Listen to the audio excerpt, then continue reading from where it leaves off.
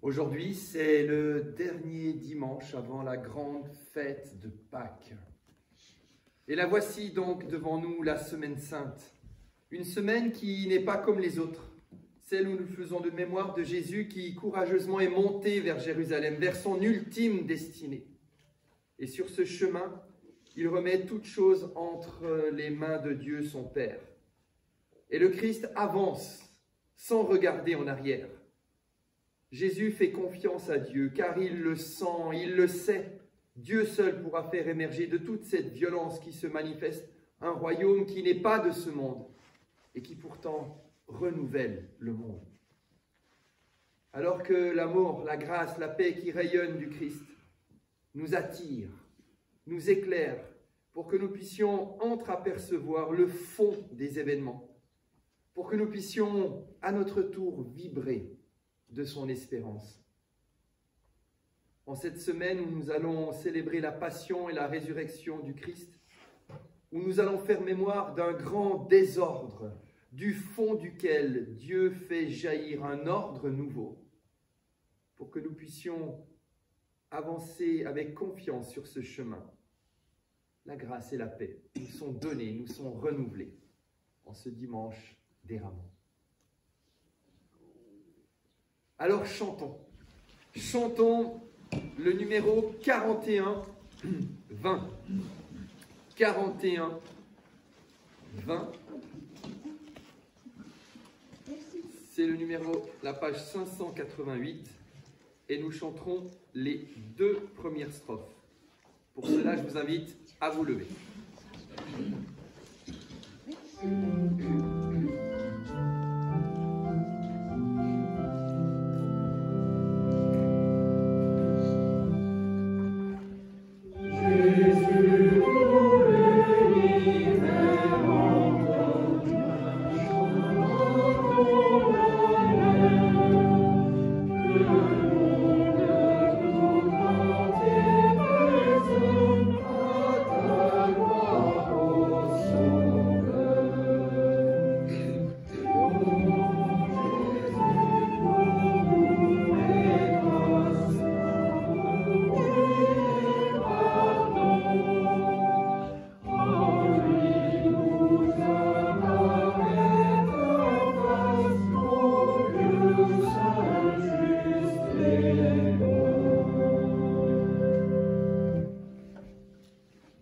Prions.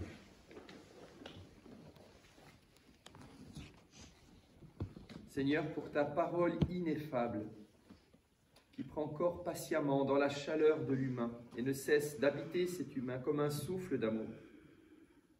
À toi la gloire pour les siècles des siècles.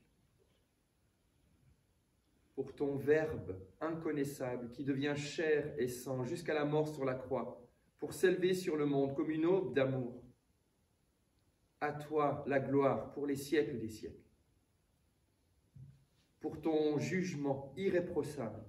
Glaive franc, sainte blessure dans le tissu du monde, ouvrant le temps des derniers temps comme un arc-en-ciel d'amour.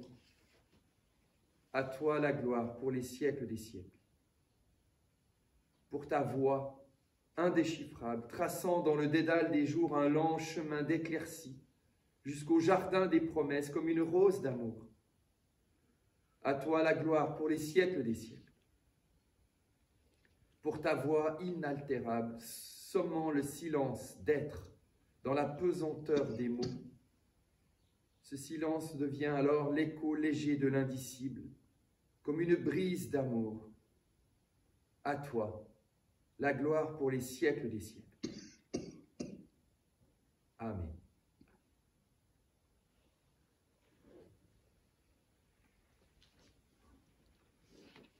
Et nous poursuivons cette louange en prenant le psaume 146, B. Le psaume 146, B. Page 164.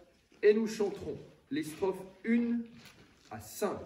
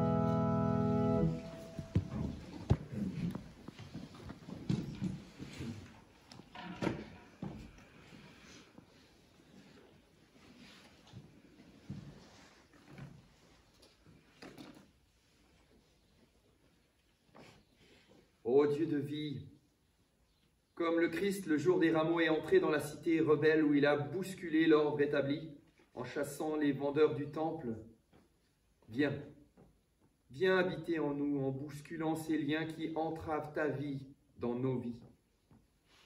Viens et affranchis-nous de nos idoles qui nous asservissent. Viens, entre dans notre vie. Affranchis-nous des pensées négligentes, des actions irréfléchies, des discours vides, des mots avec lesquels nous pouvons blesser. Viens, affranchis-nous des désirs mal orientés, des actes mus par la haine. Affranchis-nous du gaspillage, de toutes ces préoccupations futiles qui nous font délaisser l'essentiel.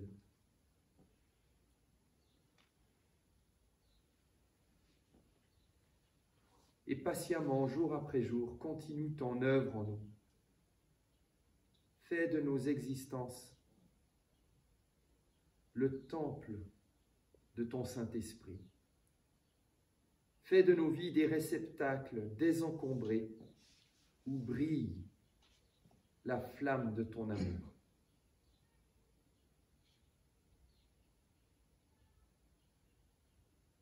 Amen.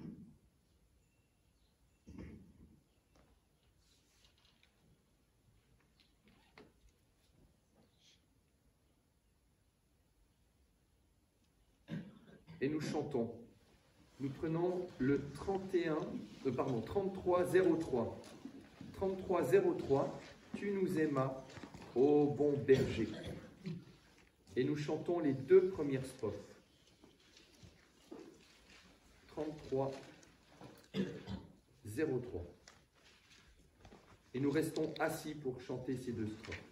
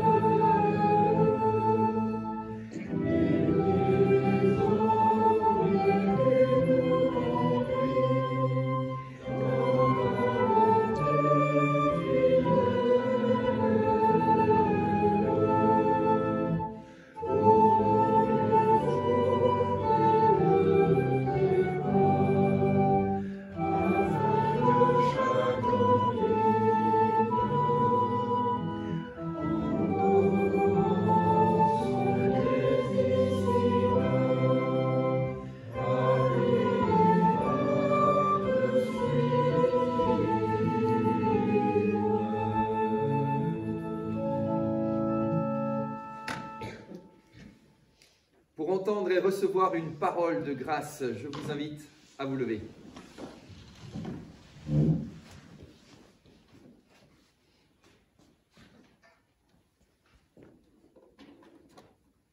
Toi, ma sœur, toi, mon frère, ensemble, plaçons notre espérance, notre grande espérance, notre espérance vivante. Plaçons-la aujourd'hui et toujours dans le Christ. Car lui dissipe le péché de notre être, comme la brume est dissipée au sommet des collines.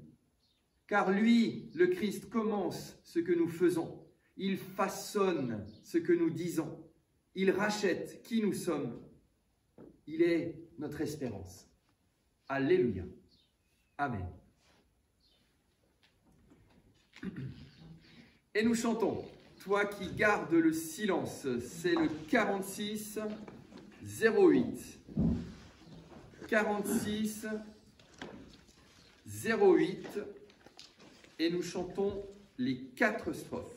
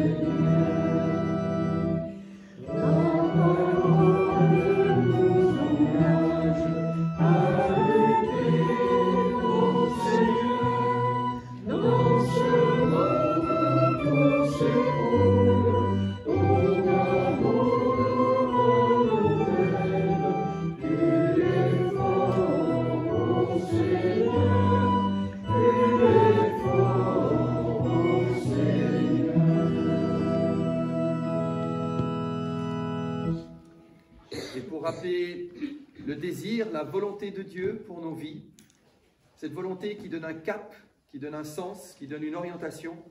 Nous réécoutons dans la lettre aux Hébreux, nous écoutons quelques versets. Continuons à reconnaître publiquement notre espérance, sans fléchir, car celui qui a fait la promesse est digne de confiance. Et veillons les uns sur les autres pour nous inciter à l'amour et aux belles œuvres. Amen.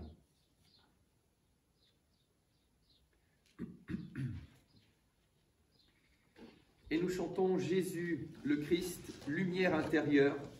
C'est le 61-18. 61-18, et nous le chanterons 3 fois.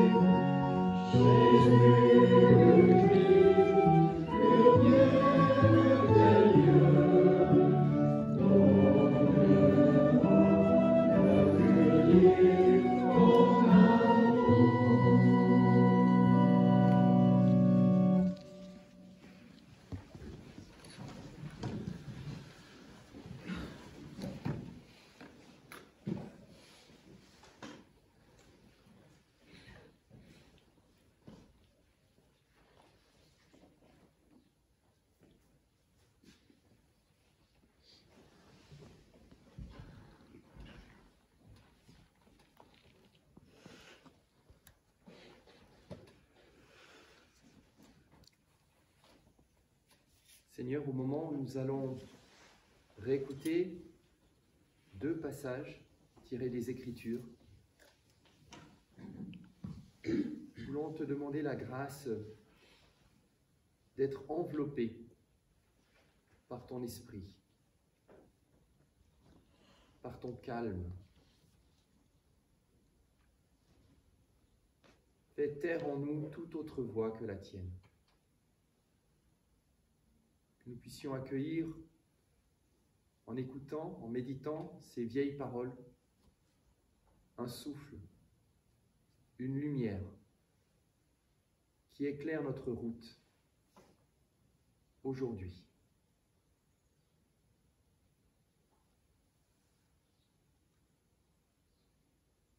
Parle, Seigneur. Parle dans nos paroles. Parle dans notre écoute. Parle au plus profond de nos âmes. Amen.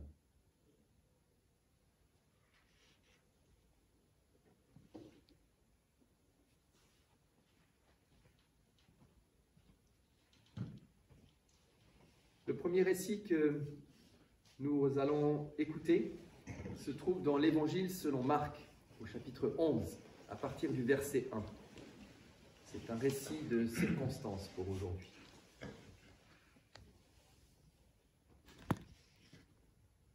Alors que Jésus et ses disciples approchent de Jérusalem, vers Bethphagée et Béthanie, près du mont des Oliviers, Jésus envoie 2 de ses disciples, en leur disant « Allez au village qui est devant vous. Sitôt que vous y serez entrés, vous trouverez un ânon attaché, sur lequel aucun homme ne s'est encore assis. Détachez-le et amenez-le. Et si quelqu'un vous dit « Pourquoi faites-vous cela ?» Répondez « Le Seigneur en a besoin. Il le renverra ici tout de suite. » Les disciples s'en allèrent et trouvèrent un ânon attaché dehors près d'une porte dans la rue. Ils le détachent. Quelques-uns de ceux qui étaient là se mirent à leur dire « Qu'est-ce que vous faites? Pourquoi détachez-vous l'ânon » Les disciples leur répondirent comme Jésus l'avait dit, et on les laissa aller. Ils amènent à Jésus l'ânon, sur lequel ils lancent leurs vêtements. Et Jésus s'assit dessus. Beaucoup de gens étendirent leurs vêtements sur le chemin, et d'autres des rameaux qu'ils avaient coupés dans la campagne. Ceux qui précédaient et ceux qui suivaient criaient « Hosanna ! Béni soit celui qui vient au nom du Seigneur. Béni soit le règne qui vient, le règne de David notre Père. Hosanna dans les lieux très hauts. » Jésus entra à Jérusalem dans le temple. Quand il eut tout regardé, comme il était déjà tard, il sortit vers Béthanie avec les 12.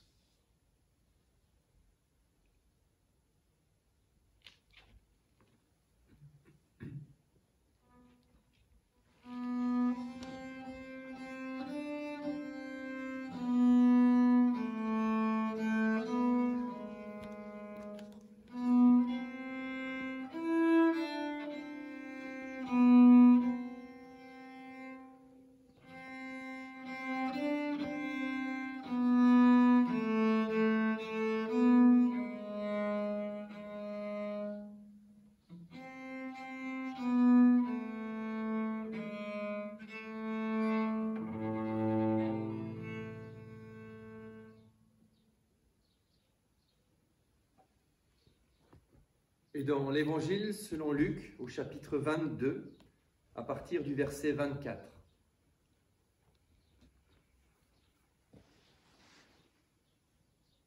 Il s'éleva aussi parmi eux, c'est-à-dire parmi les disciples et Jésus réunis dans la chambre haute. Ils viennent de vivre la Sainte Seine. Il s'éleva aussi parmi eux une contestation. Lequel d'entre eux devait-il être considéré comme le plus grand? Jésus leur dit, « Les rois des nations les dominent en seigneurs, et ceux qui exercent l'autorité sur elles se font appeler bienfaiteurs. Chez vous, rien de semblable. Au contraire, que le plus grand parmi vous devienne comme le plus jeune, et celui qui dirige comme celui qui sert. En effet, qui est le plus grand? Celui qui est à table ou celui qui sert? N'est-ce pas celui qui est à table? Et moi, cependant, je suis au milieu de vous comme celui qui sert.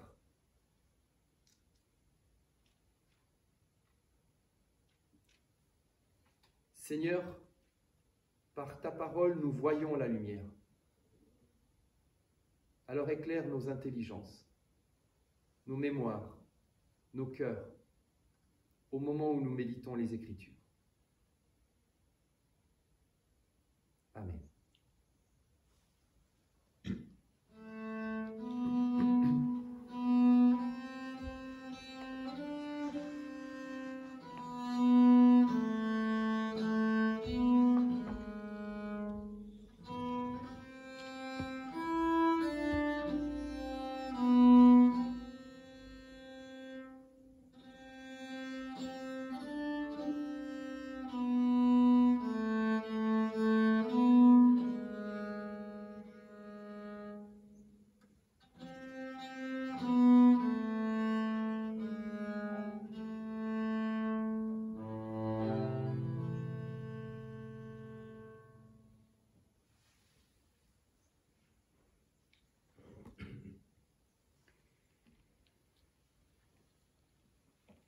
Il s'éleva aussi parmi les disciples une contestation. Lequel d'entre eux devait-il être considéré comme le plus grand? Ce que je trouve de très intéressant, c'est que cette contestation ne surgit pas dans l'Évangile selon Luc, ne surgit pas au début de la formation des disciples, mais que cette contestation, elle surgit après plusieurs années de compagnonnage régulier avec le Christ. L'évangéliste Luc la situe lors du dernier repas que le Christ partage avec ses disciples, alors qu'il se trouve au seuil de sa passion. Ce qui veut dire que cela fait un certain temps que les disciples cheminent avec le Christ. Au fil des rencontres, au fil des événements, leur relation, elle a eu le temps de s'épaissir comme chargée, nourrie par tout un vécu. Depuis le moment où Jésus les avait rejoints sur leur lieu de travail pour les appeler à devenir des pêcheurs d'hommes, eh bien, de l'eau, beaucoup d'eau a coulé sous les ponts. En voyant que Jésus se laissait être interrompu par les demandes inopinées d'un lépreux, d'un paralytique, d'un aveugle, les disciples, chemin faisant, ont dû réaliser combien l'Évangile est une bonne nouvelle qui rend disponible. En écoutant et en méditant Jésus, lorsqu'il leur enseignait « Heureux les pauvres », les disciples ont dû, chemin faisant, réaliser combien l'Évangile est une bonne nouvelle ancrée dans une réalité sans artifice, simple. En observant que Jésus entre dans Jérusalem sur un ânon, les disciples ont dû réaliser combien le Christ s'inscrit dans le sillage du premier roi d'Israël, Saül, qui découvre sa vocation royale en cherchant les ânesses de son père.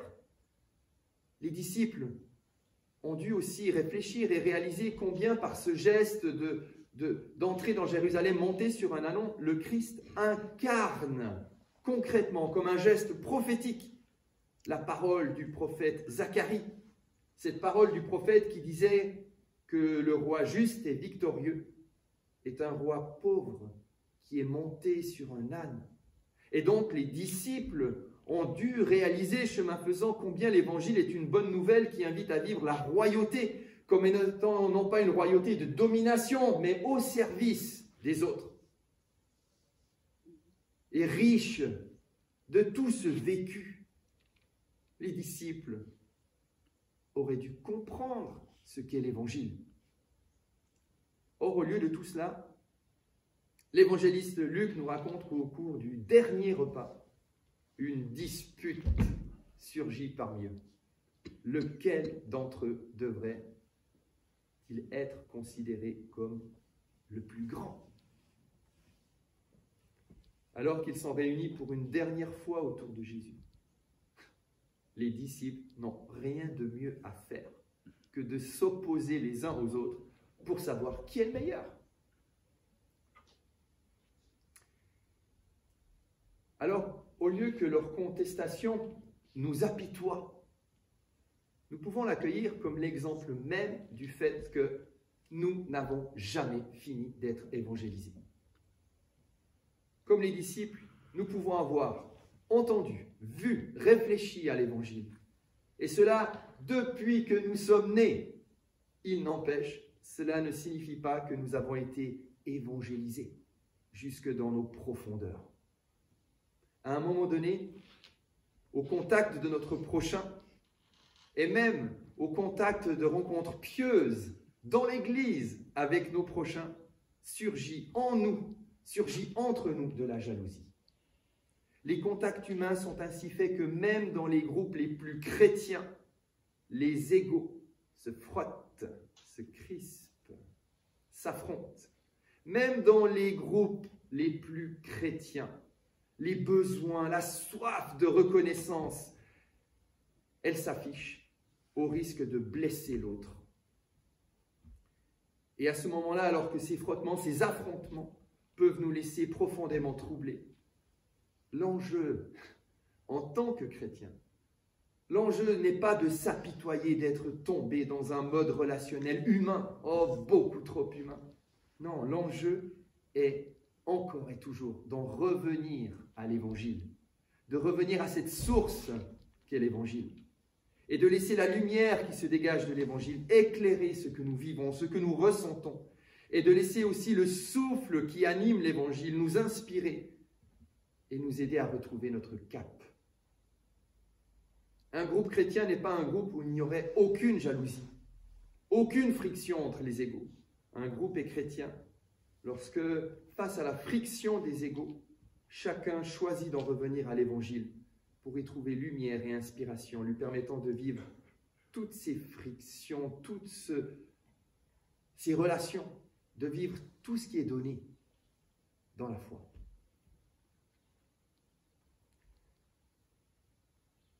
Dans la contestation qui nous intéresse ce matin entre les disciples, je trouve que la réaction de Jésus est tout à fait intéressante. Les disciples sont animés par l'esprit de la gagne. Ils veulent savoir qui est le meilleur parmi eux. Or, au lieu de couper court à cet esprit en le condamnant fermement, Jésus l'accueille et il reconnaît à cet esprit de la gagne une place importante. Ce faisant, il réoriente cet esprit de la gagne. Jésus ne dit pas qu'il faudrait surtout ne pas vouloir devenir roi.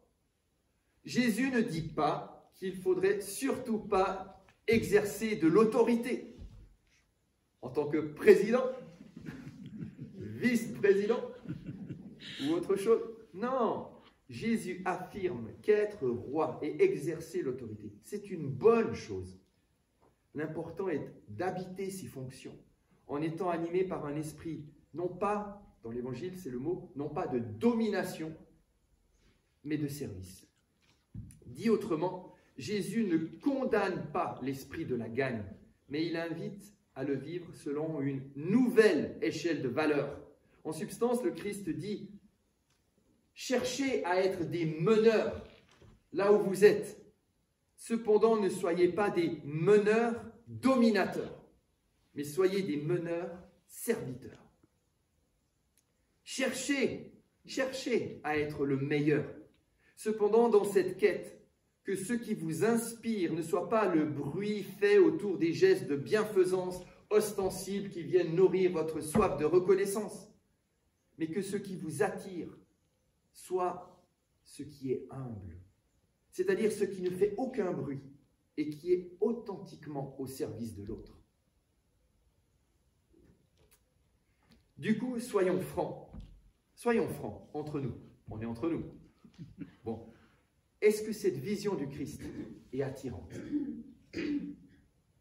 Être un meneur serviteur, c'est pas toujours enthousiasmant. Parfois, c'est même exaspérant lorsque nous avons le sentiment d'être la boniche de tout le monde. Tout le monde vient raconter ses histoires, se plaindre, il faut faire ci, il faut faire ça. Force nous est de constater que si nous rendons de bons et loyaux services, nous aimons bien quand même que cela puisse être reconnu par une décoration. Si nous faisons œuvre de bienfaisance, nous apprécions que cela apparaisse sur une plaque ou sur un tuyau d'orgue. Nous apprécions que sur notre boutonnière, il y ait une petite mention très discrète qui le rappelle, décorée par Légion d'honneur. Donc la question que nous pouvons nous poser est la suivante. Si le Christ désamorce même les leviers de la décoration, très discrète à la boutonnière, ou de la plaque ou du tuyau d'orgue, rappelons à tous, pour l'éternité, que nous sommes bienfaiteurs. Si le Christ désamorce ces leviers, quelle autre promesse attirante peut-il mettre en avant pour nous motiver? On a besoin de motivation. Pour nous motiver à devenir des meneurs serviteurs. Dans le passage de l'Évangile qui nous intéresse aujourd'hui, à plusieurs reprises, il est question de celui qui sert. En effet, qui est le plus grand? Nous dit l'Évangile selon Luc. Qui est le plus grand? Celui qui est à table ou celui qui sert? N'est-ce pas, d'habitude, celui qui est à table? Et moi, dit le Christ, je suis au milieu de vous comme celui qui sert. À la différence, et c'est ça que je trouve très intéressant, que j'ai découvert en fait, en méditant ce passage, à la différence d'autres passages de l'Évangile, où quand il est question de serviteur, vous retrouvez le mot grec doulos. Et ça veut dire esclave. Ici, le mot grec utilisé n'est pas doulos, c'est diakonos, qui a donné en français le mot diacre. Ceci pour nous rappeler que le type d'engagement qui est mis en avant dans l'Évangile, ce n'est pas doulos, la servitude, l'esclavage, mais le service. Pas la même chose. Souvent, nous associons les deux au point de les confondre.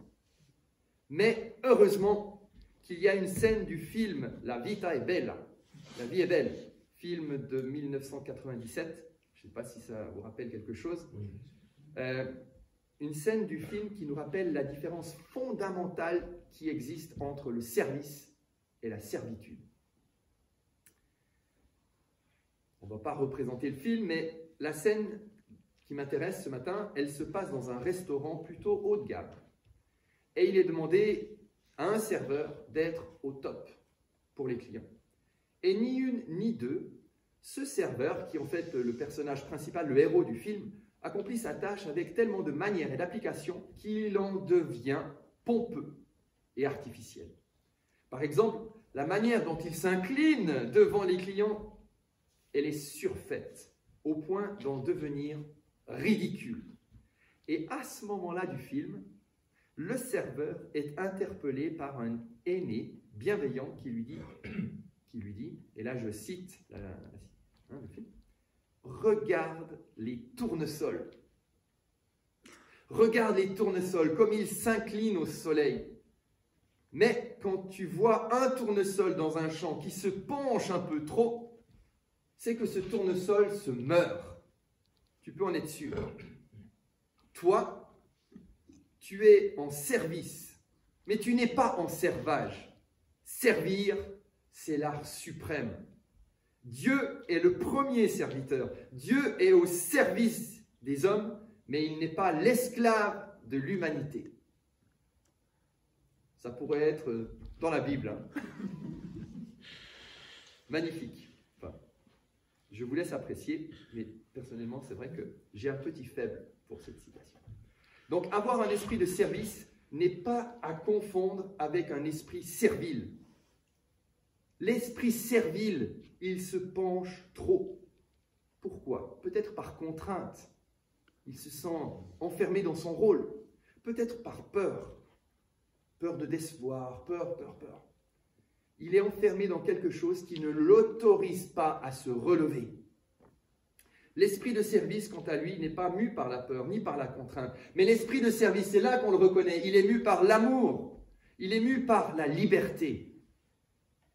C'est pourquoi dans ce film, Dieu est appelé le premier serviteur. En étant au service des humains, Dieu n'est pas pour autant leur valet. Dieu ne se conforme pas aux désirs des humains. Il n'est pas là quand on le sonne. Il est là pour aider les humains à grandir, toujours, de manière libre et mue par l'amour. Alors s'il y a une promesse attirante à devenir serviteur, c'est le fait que plus j'avance sur ce chemin, plus je découvre ce qu'est le service, plus j'entre, non pas dans une dynamique mue par des égos qui sont passagers, qui gonflent et qui se dégonflent, mais plus je découvre ce qu'est le service, plus j'entre et je suis porté par une dynamique de vie qui n'est pas la mienne, c'est une dynamique de vie divine. Et c'est ça qui est attirant. C'est de goûter, d'être porté, d'être renouvelé par une dynamique qui vient de loin, qui nous dépasse et qui peut nous emmener loin, très loin. Ainsi, quand dans un groupe humain, trop humain, les égos se frottent, ainsi quand dans un groupe, dans une équipe, l'esprit de la gagne se manifeste, eh bien, revenons-en à l'Évangile. Laissons la parole du Christ nous façonner. Laissons cette parole calmer nos craintes, apaiser notre besoin de reconnaissance et nous ouvrir peu à peu, délicatement, à une dynamique divine de service qui vient de loin et qui emmène non pas simplement ce que je suis, mais tout le monde plus loin, vers plus d'humanité. Ainsi éclairés, ainsi inspirés par l'Évangile, nous comprendrons alors ces mots écrits par Rabindranath Tagore. Rabindranath Tagore écrivait « Je dormais et je rêvais que la vie n'était que joie. Je m'éveillais et je vis que la vie n'est que service. Je servis et je compris que le service est la joie. » Amen.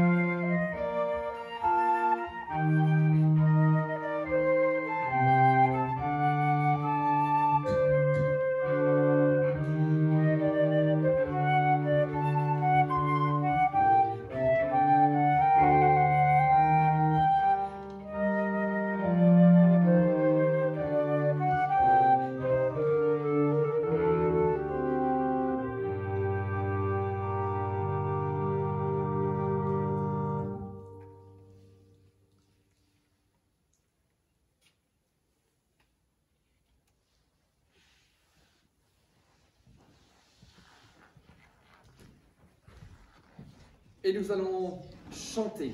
Nous prendrons le 49, 14.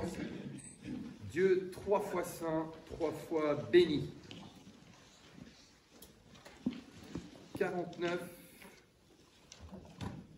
14. Et nous chanterons les 3 strophes. Pour cela, je vous invite à vous lever.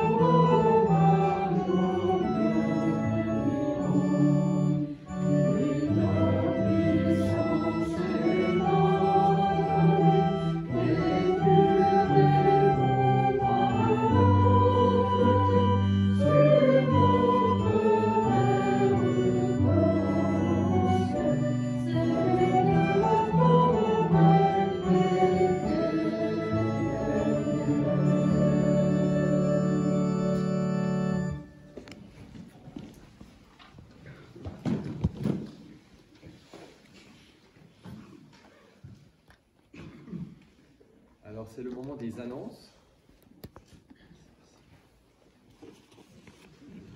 Ah ben. D'accord.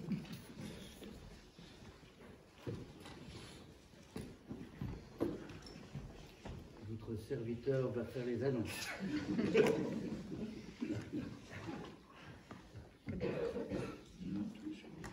Je vais pour ça me référer à Claudine qui, semaine après semaine, continue à nous envoyer sa petite lettre qui nous dit ce qui va se passer dans notre église et dans notre secteur. Mais d'abord, un grand merci aux musiciennes.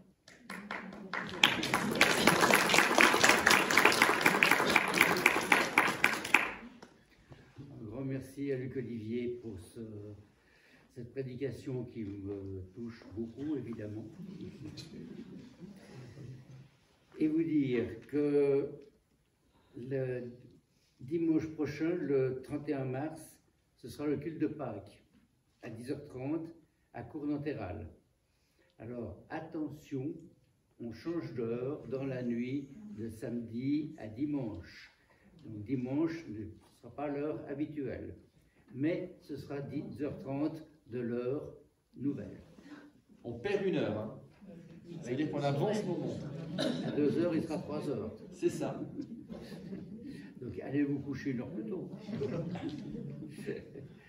Alors, dans les temps forts de Pâques, puisque nous sommes dans cette semaine, vous avez certainement reçu, vu, trouvé ce papillon qui vous donne tous les détails.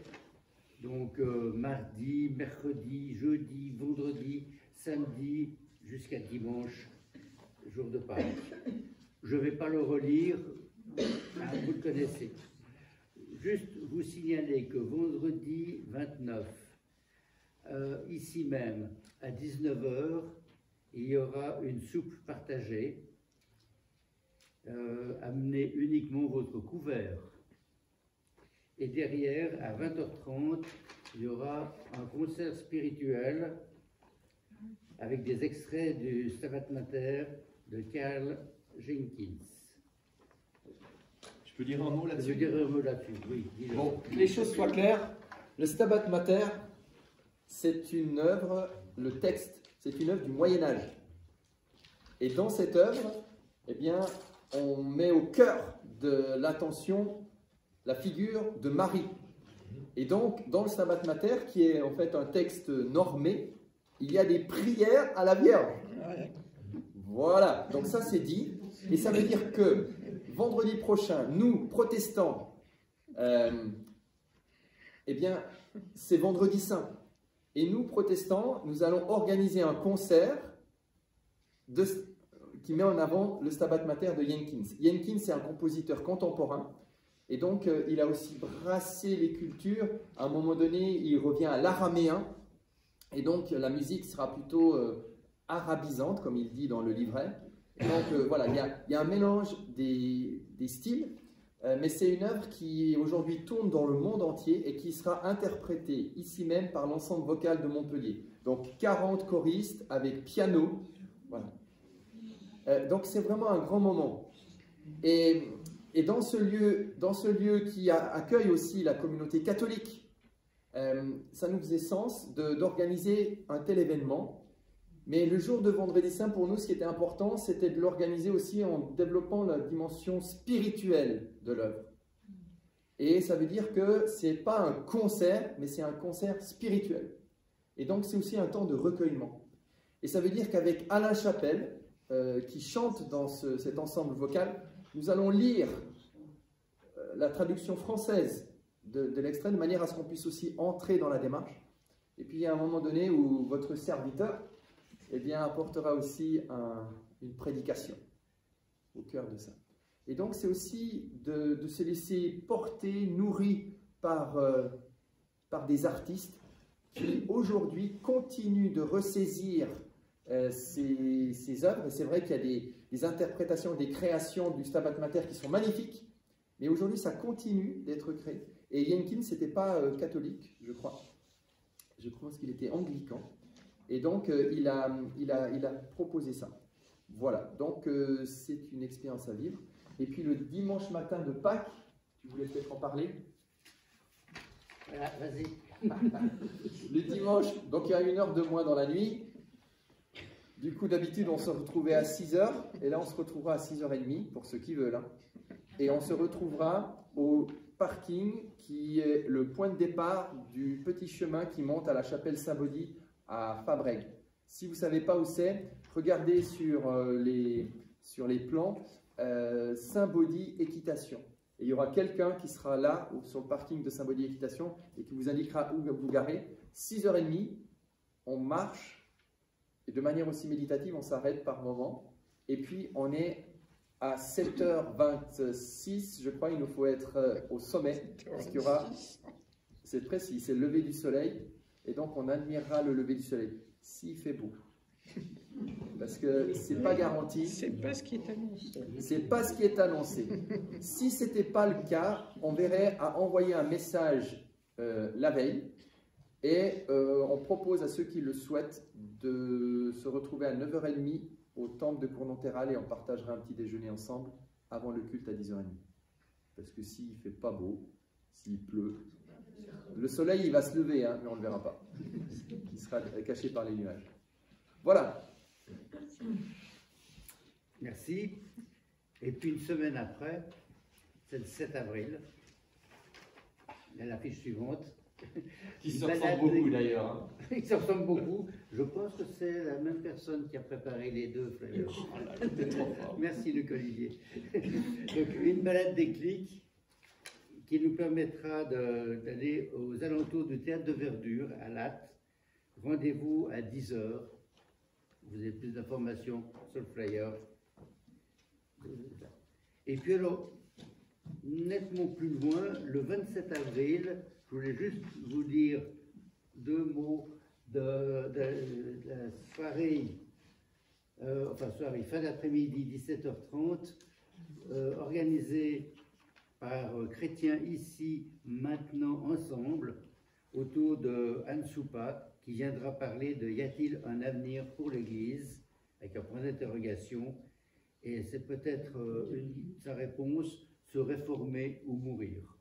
Elle n'a pas mis de point d'exclamation après, donc je ne sais pas. Voilà, ça aura lieu au Carrousel, mais vous aurez l'occasion d'en entendre parler.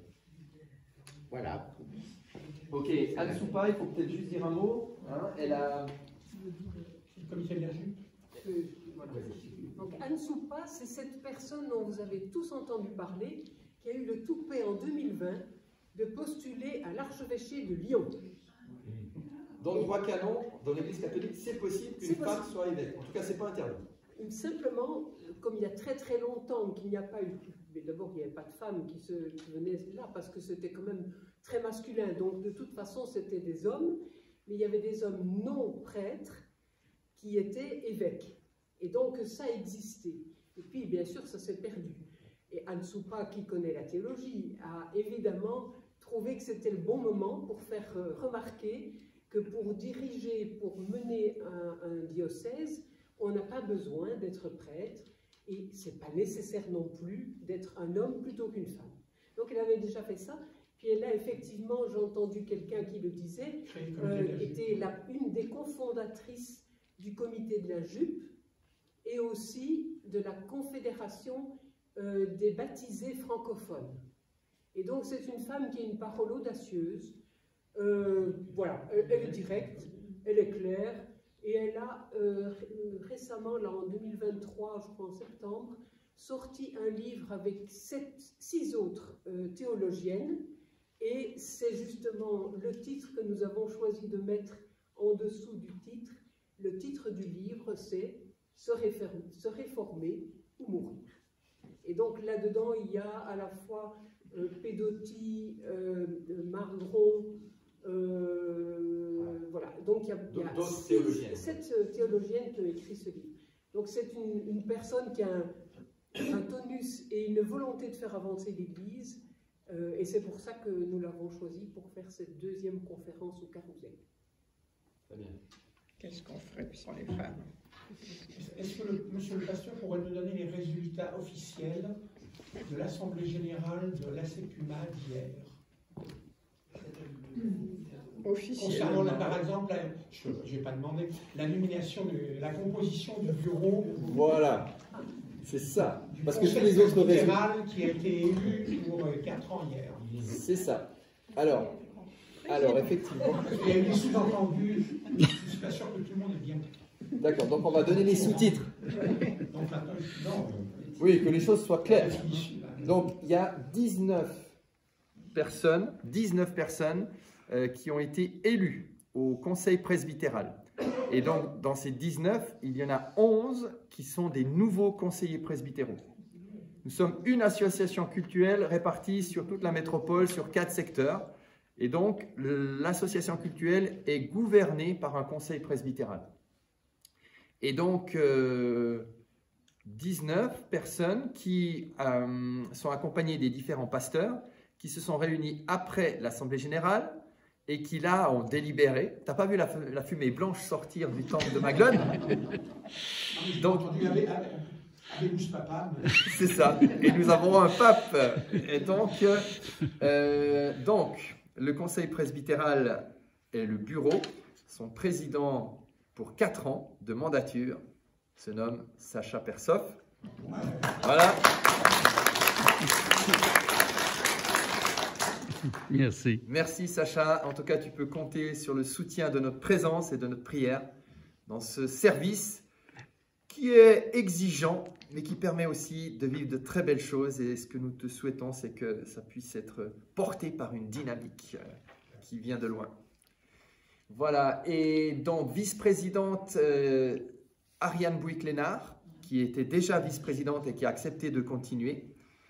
Et puis vice-présidente laïque et vice-présidente pasteur, c'est Claudia Heidemann, qui est pasteur à la Margelle, qui a accepté. Trésorier, c'est Luc Perron, notre fidèle Luc. Hein, voilà. Pour l'alléger, ça je peux quand même vous dire, pour alléger sa tâche, parce qu'il faisait ça les week-ends et non pas le jour que uniquement, parce qu'il le faisait pendant le jour, mais pendant la nuit. Et je recevais des mails à 2 h du matin. Donc c'est pas bon. Luc Perron est commissaire aux comptes et l'Église a décidé aussi, pour alléger sa tâche, de payer une personne de son cabinet. Donc on a fait une convention avec son cabinet pour qu'une personne puisse saisir les comptes, voilà, que lui, il puisse être aussi dégagé pour nous aider à penser l'animation financière, la stratégie financière. En Assemblée Générale, nous en avons parlé hier. Voilà, il y a des questions qui se posent pour la suite et donc il semblait important que Luc puisse nous éclairer avec aussi toutes ces compétences de commissaire aux comptes. Et donc, secrétaire, eh bien, secrétaire, pour l'instant, le poste est vacant.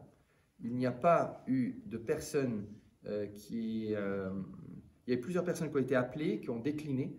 Et donc, le nouveau conseil va se réunir jeudi dans une dizaine de jours. Et puis, il va avancer avec cette question pour clarifier les choses.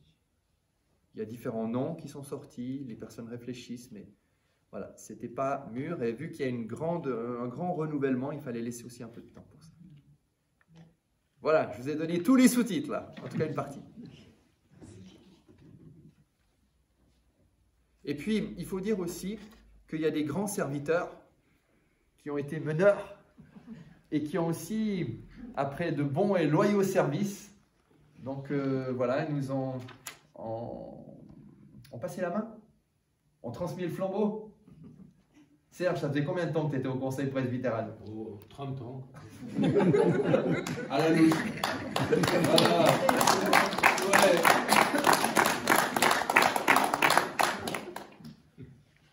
C'est bien de passer la main, non? Oui, mais c'est...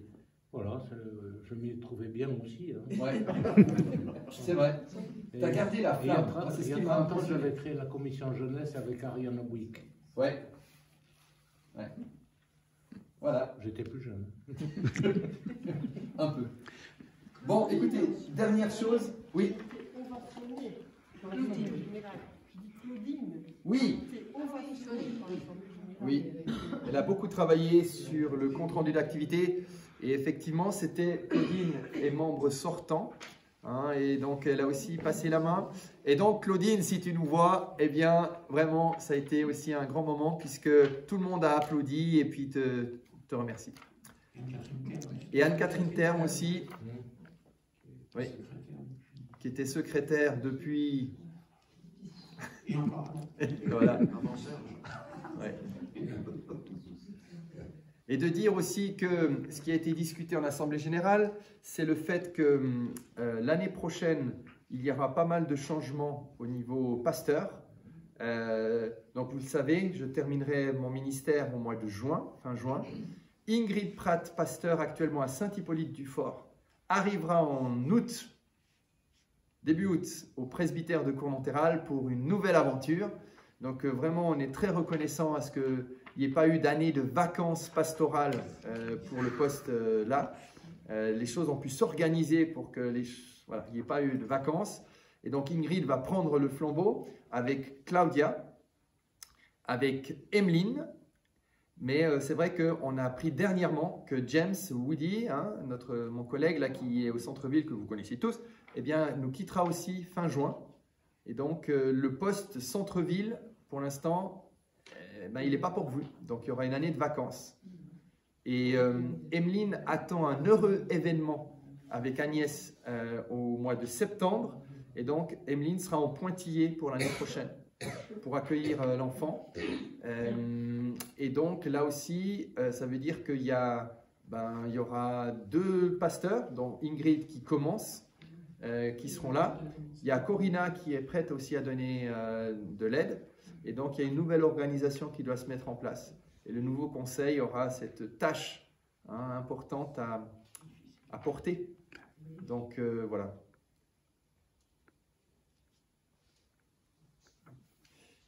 Bon, je peux vous parler juste d'un événement qui vaut la peine, franchement. C'est le 1er mai. C'est avec toute une équipe bigarrée que nous avons organisé cet événement. C'est une journée qui s'appelle Forum chrétien. Le Forum chrétien est une démarche qui a été initiée à l'origine par le Conseil œcuménique des Églises pour renouveler les manières de se rencontrer entre chrétiens, puisque depuis Vatican II, puisque depuis le début de l'écuménisme, il y a eu une sorte d'institutionnalisation des rencontres, et ce qui fait qu'il y a une sorte de formalisme qui s'est mis en place. Il a fallu retrouver un souffle, un élan. Et le Forum chrétien, c'est ça. C'est permettre une rencontre renouvelée avec toutes les sensibilités chrétiennes. Pour la première fois à Montpellier, nous allons vivre cette démarche. Il y aura des orthodoxes, des catholiques, des protestants unis comme nous, réformés.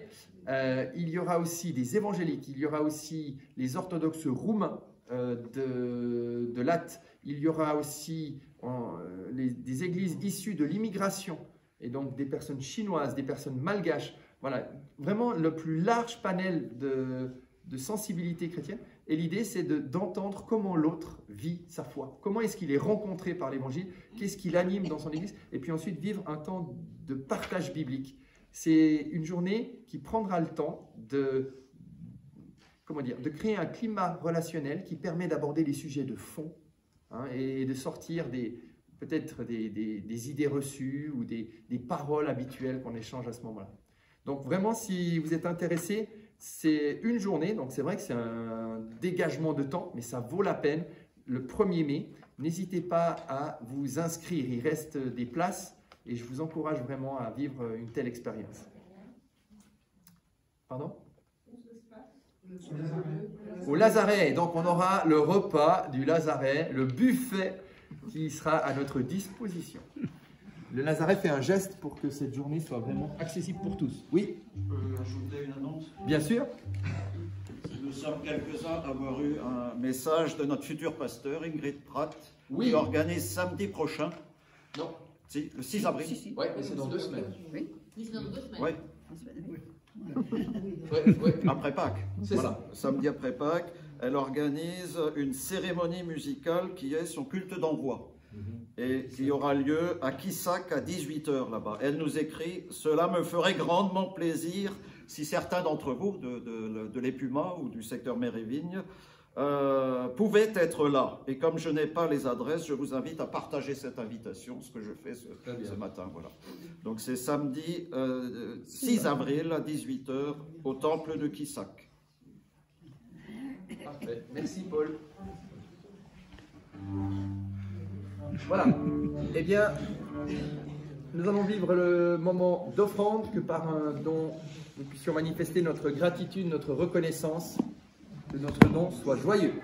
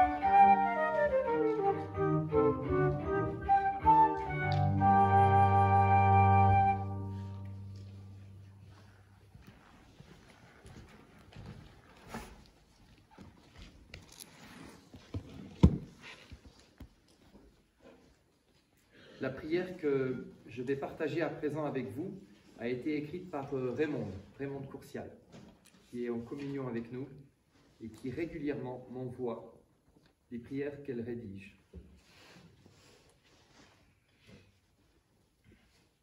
Seigneur, en ce temps qui nous sépare de la vie de Pâques, comment être fécond? Comment vais-je donner vie? Nous nous souvenons que là où sont l'amour et la charité, Dieu est présent. Voilà une route d'espérance possible dans notre marche vers la lumière. Seigneur, aide-nous dans cette démarche. Seigneur, nous te prions.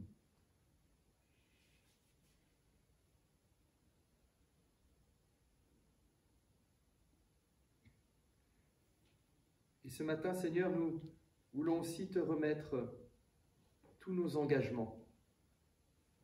Tu vois combien cela nous permet de rencontrer, de vivre, de partager. Combien aussi parfois cela est pesant, cela nous inquiète. Nous te plaçons ces engagements sous ta grâce et te demandons ta lumière et ton esprit pour que ces actes ne soient pas que des actes de devoir, mais mus par ton dynamisme. Viens accomplir ta grâce comme au buisson ardent, de nous permettre d'être habités par ton feu qui brûle sans consumer. Ce matin, nous te remettons tout particulièrement les personnes qui sont à l'hôpital et toutes leurs familles qui attendent avec anxiété l'évolution de la situation.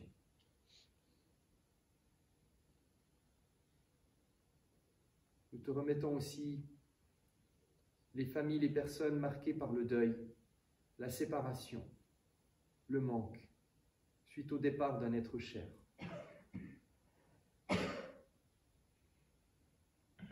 Pour chacune et chacun, Seigneur, que ton esprit puisse apporter douceur, puisse être un baume qui console, qui apaise, qui nourrit la mémoire.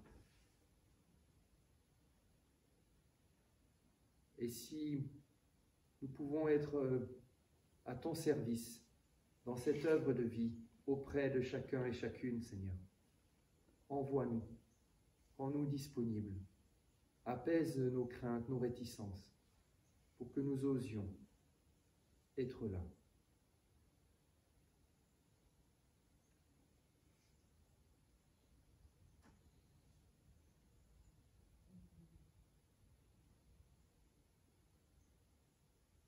C'est dans cette confiance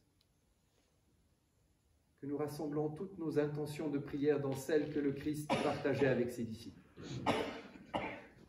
Notre Père, qui es aux cieux, que ton nom soit sanctifié, que ton règne vienne, que ta volonté soit faite sur la terre comme au ciel. Donne-nous aujourd'hui notre pain de ce jour. Pardonne-nous nos offenses, comme nous pardonnons aussi à ceux qui nous ont offensés. Et ne nous laisse pas entrer en tentation, mais délivre-nous du mal. Car c'est à toi qu'appartiennent le règne, la puissance et la gloire, au siècle des siècles. Amen.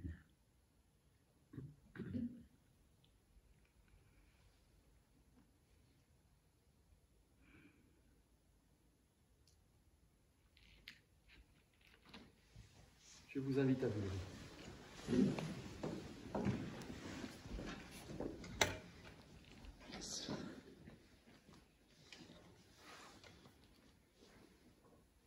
À présent, allons avec cette bénédiction qui nous est renouvelée, celle qui vient du Père, du Fils et du Saint-Esprit. Et que la paix de Dieu, la paix du Christ, la paix de l'Esprit qui est Seigneur sur nos vies, soit sur toute chose que nos yeux perçoivent. Que cette paix soit également sur toute chose que nos oreilles entendent, aujourd'hui et toujours. Allons dans sa lumière et dans sa grâce. Amen. Et nous prenons le dernier chant cantique, c'est le 1402. Mon âme chante le Seigneur. 1402, page 211. Et nous chantons les 4 strophes.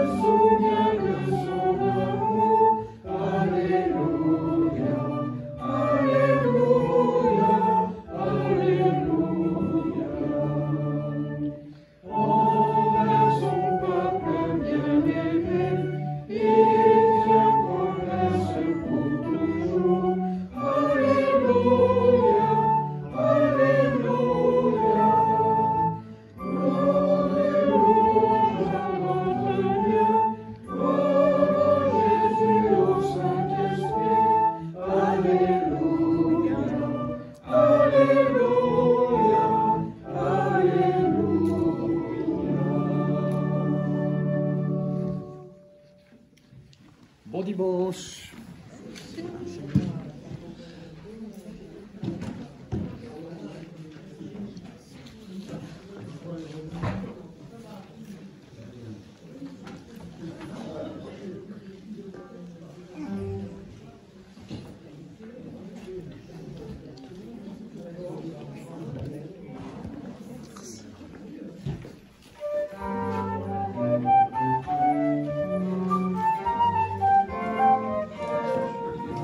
Deux.